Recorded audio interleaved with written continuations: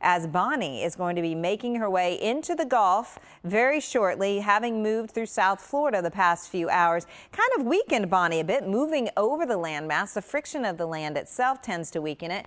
Plus, we do have our area of low pressure here in the upper levels of the atmosphere.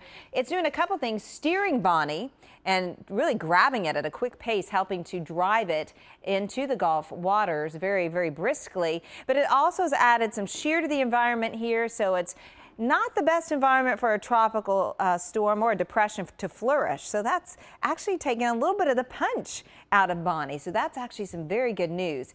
It was never a strong tropical storm to begin with. It was a minimal tropical storm and now has been downgraded to that depression with max sustained winds at 35 miles per hour. It's moving very briskly to the west-northwest at around 18 miles per hour. So it's going to continue on that brisk pace as we head into the overnight hours and into tomorrow.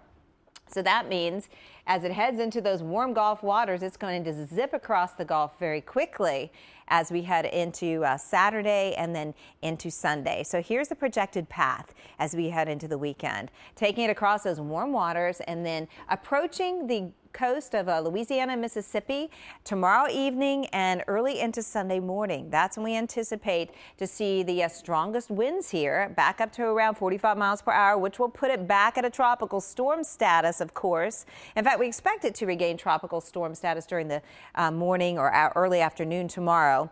And then whipping the waves up here. We're anticipating those waves to be some 9 to 12 feet in height as we head overnight to Saturday night and Sunday morning. So it could still do a number here on the oil spill area as well as on the Gulf Coast when we get some of the heavier rain in there. So here are how warm those waters are as our path takes it right across those warm waters that are in the mid 80s. So that's what we expect, some re-intensification once it makes its way in that direction.